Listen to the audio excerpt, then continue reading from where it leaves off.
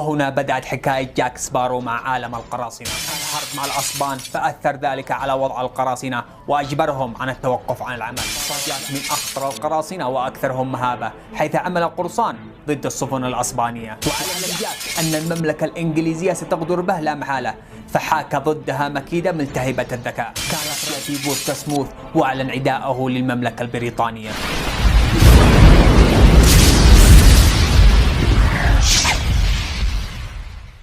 بسم الله الرحمن الرحيم، والصلاة والسلام على سيدنا محمد صلوات الله عليه وعلى آله الطيبين الطاهرين. جاك سبارو، القصة الحقيقية لرجل أنقذ آلاف المسلمين، والذي أظهرته هوليود في فيلم قراصنة الكاريبي على أنه شخص سكير ومنحرف ويسعى وراء الخمر والمال فقط.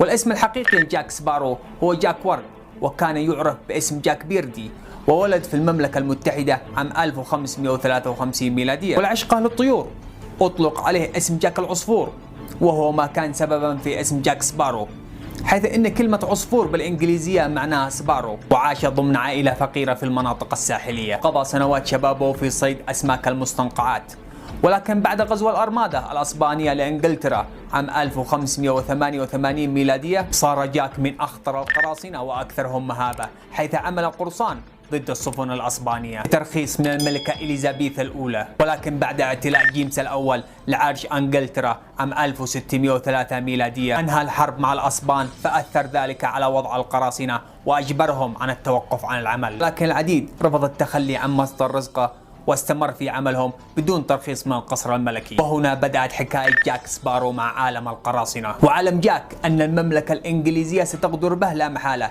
فحاك ضدها مكيدة ملتهبة الذكاء. وفي نفس السنة من عام 1603 ميلادية التحق جاك بالبحرية الملكية البريطانية، حيث تم وضعه في قاعدة بحرية حربية وعمل على سفينة تسمى ليون سوارد. وبعد أسبوعين قام جاك و30 من زملائه بسرقة سفينة صغيرة كانت راسية في بورتسموث، وأعلن عداءه للمملكة البريطانية. وانتخب جاك من طرف رفاقه كزعيم للسفينة، وهذه المرة الأولى الذي يتم فيها انتخاب زعيم للقراصنة. وأبحر جاك وطاقمه إلى جزيرة وايت، واستولى على سفينة أخرى تسمى دافيوليت، واستعملها للاستيلاء على سفينة فرنسية أكبر بكثير، واستطاع السيطرة على سفينة حربية. وبعدها بدأ جاك بمهاجمة السفن الأوروبية لمدة عامين. ثم أبحر جاك إلى بلاد العرب، وكان معظم الدول العربية تحت حكم الخلافة العثمانية. فاتفق جاك مع حاكم تونس العثماني المعروف باسم عثمان باي استخدام تونس كقاعدة للعمليات مقابل انضمام جاك للبحرية العثمانية ضد الممالك الأوروبية.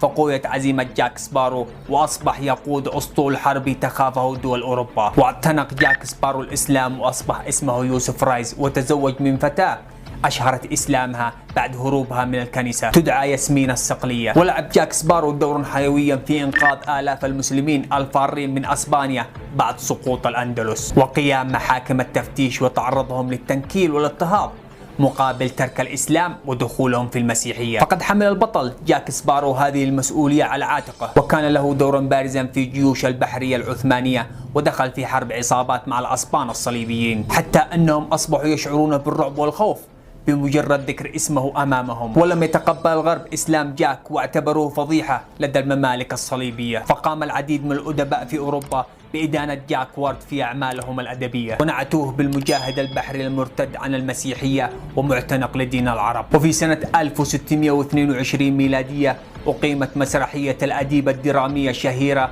روبرت تابون بعنوان مسيحي يتحول إلى تركي. وكان جاك سبارو ذكيا جدا، ودائما ما كان يصيب الجميع بالدهشة لحظة إتقانه للبحار والمحيطات وخفاياها. فقد كان بحق قبطان البحر والمحيطات وسيدها في العصور الوسطى للعالم كله. وتوفى في تونس عام 1622، وذكرت المخطوطات التاريخية أن سبب الوفاة كان طاعونا. هذا ما لدي، والسلام عليكم ورحمة الله وبركاته.